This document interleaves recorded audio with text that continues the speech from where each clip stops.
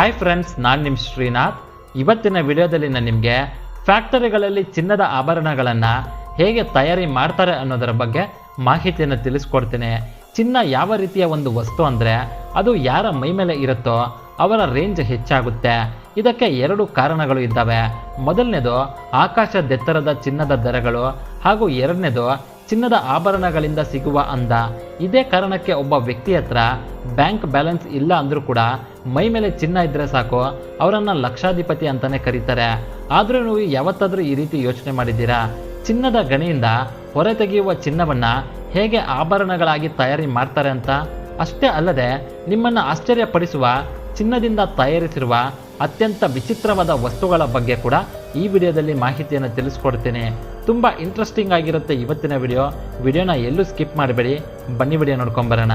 So ನಾವೆಲ್ಲರೂ ನಮ್ಮ ಲೈಫ್ನಲ್ಲಿ ಖಚಿತವಾಗಿ ಒಂದು ವಿಷಯವನ್ನು ನೆನಪಿಟ್ಕೊಳ್ಬೇಕು. ಅದೇನೆಂದರೆ, ನಾವು ಯಾವುದಾದ್ರೂ ಒಂದು ವಸ್ತುವನ್ನು ನೋಡ್ತಾ ಇದ್ದೀವಿ ಅಂದರೆ ಆ ವಸ್ತುವಿನ ಹಿಂದೆ ಮುಂದೆ ಬಗ್ಗೆ ಕೂಡ ತಿಳ್ಕೊಳ್ಬೇಕು.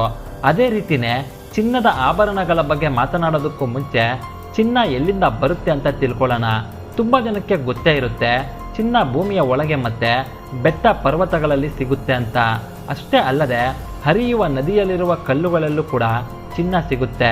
ಒಟ್ಟಿನಲ್ಲಿ ಚಿನ್ನ ಅನ್ನೋದು ನಮ್ಮ ಭೂಮಿಯ ಮೇಲಿನ ಪ್ರದೇಶಗಳಲ್ಲಿ ಎಲ್ಲಿ ಬೇಕಾದರೂ ಇರಬಹುದು.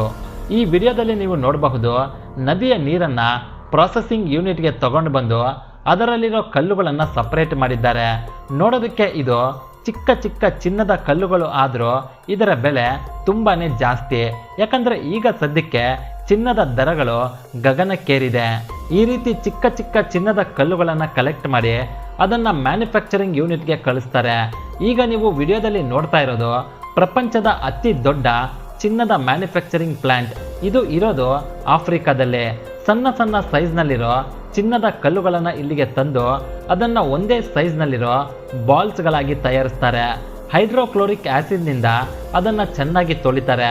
ನಂತರ ಒಂದೇ ಸೈಜ್ನಲ್ಲಿರೋ ಚಿನ್ನದ ಬಾಲ್ಸ್ಗಳನ್ನು ಪ್ಯಾಕ್ ಮಾಡಿ ಪ್ರೊಸೆಸಿಂಗ್ ಮಾಡೋದಕ್ಕೆ ಕಳಿಸ್ತಾರೆ. ಚಿನ್ನದ ಬಿಸ್ಕೆಟ್ಗಳನ್ನು ತಯಾರಿಸೋದಕ್ಕೆ ಎರಡು ವಿಧಾನಗಳು ಇದ್ದಾವೆ.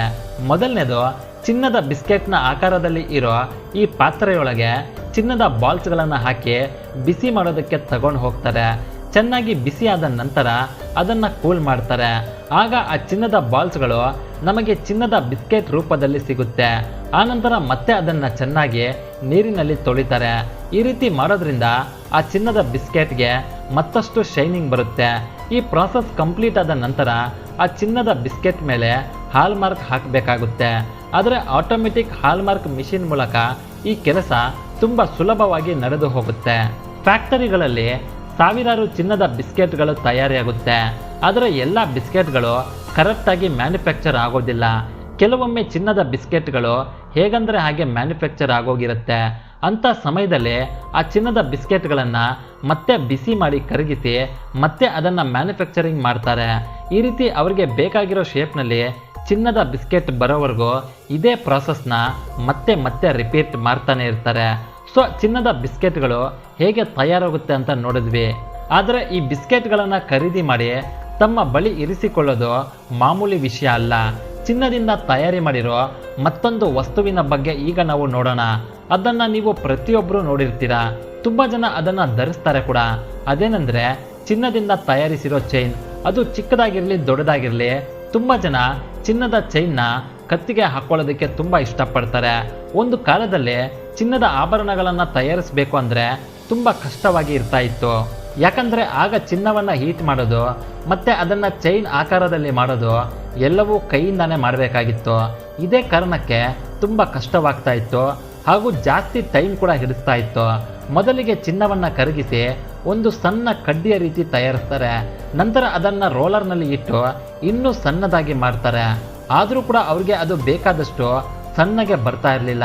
ಆದ್ದರಿಂದ ಒಂದು ಡೈಯಿಂಗ್ ಮಿಷಿನ್ ಉಪಯೋಗಿಸಿ ಸಣ್ಣ ರಂಧ್ರದಿಂದ ಅದನ್ನು ಎಳಿತಾ ಇದ್ರು. ಈ ರೀತಿ ಹೋಗ್ತಾ ಹೋಗ್ತಾ ಆ ರಂಧ್ರದ ಮೂಲಕನೇ ಅದನ್ನು ಅವರಿಗೆ ಬೇಕಾದಷ್ಟು ಸಣ್ಣಗೆ ಮಾಡಿಕೊಳ್ತಾ ಇದ್ರು.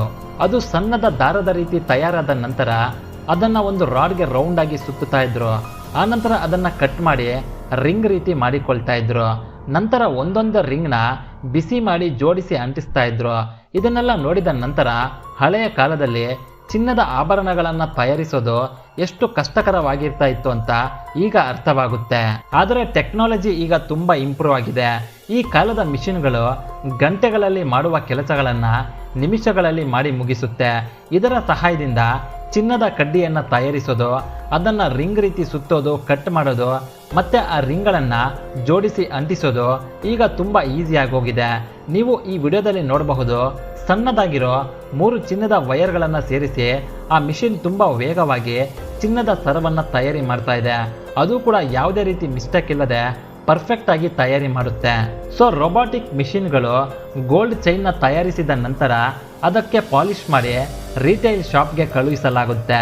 ಆದರೆ ಆ ಗೋಲ್ಡ್ ಚೈನ್ ರಿಟೇಲ್ ಅಂಗಡಿಯನ್ನು ತಲುಪೋದಕ್ಕೂ ಮುಂಚೆ ಕೊನೆಯದಾಗಿ ಒಂದು ಟೆಸ್ಟ್ಗೆ ಒಳಗಾಗುತ್ತೆ. ಚೈನ್ ಮಧ್ಯದಲ್ಲಿ ಏನಾದರೂ ಲೋಪಗಳು ಇದೆಯಾ ಅಂತ ಚೆಕ್ ಮಾಡ್ತಾರೆ. ಅದರಲ್ಲಿ ಏನಾದರೂ ಲೋಪಗಳು ಕಂಡು ಬಂದರೆ ಮತ್ತೆ ಅದನ್ನು ಕರಗಿಸಿ ಫಸ್ಟ್ನಿಂದ ತಯಾರಿಸ್ತಾರೆ.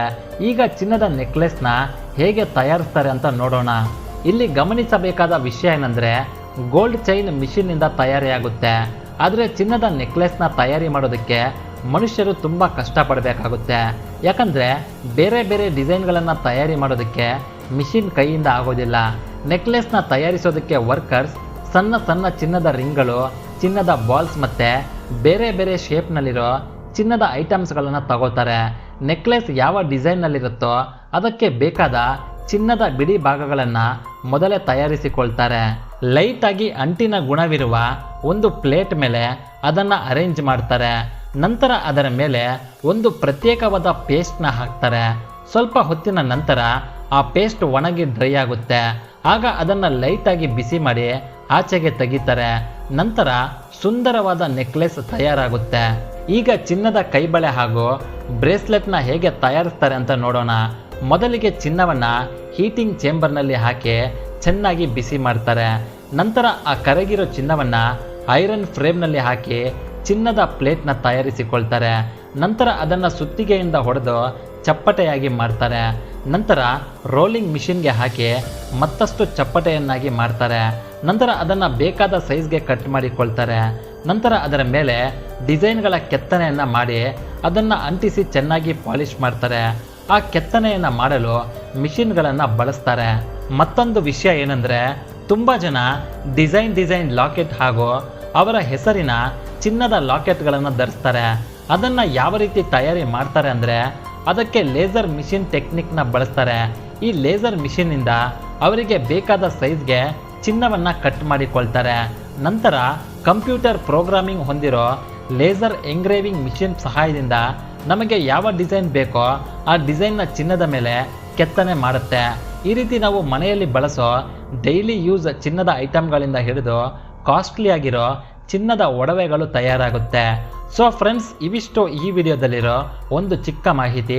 ನಿಮಗೇನಾದರೂ ಈ ವಿಡಿಯೋ ಇಷ್ಟ ಆಗಿದ್ದರೆ ದಯವಿಟ್ಟು ಈ ವಿಡಿಯೋನ ತಮ್ಮ ವಾಟ್ಸಪ್ ಗ್ರೂಪ್ನಲ್ಲಿ ಶೇರ್ ಮಾಡಿ. ಮತ್ತೊಂದು ಇಂಟ್ರೆಸ್ಟಿಂಗ್ ಮತ್ತು ಮಿಸ್ಟೀರಿಯಸ್ ವಿಡಿಯೋದೊಂದಿಗೆ ನಿಮ್ಮನ್ನು ಮುಂದಿನ ವಿಡಿಯೋದಲ್ಲಿ ಭೇಟಿ ಮಾಡ್ತೀನಿ. ವಿಡಿಯೋ ನೋಡಿದ್ದಕ್ಕೆ ಧನ್ಯವಾದಗಳು.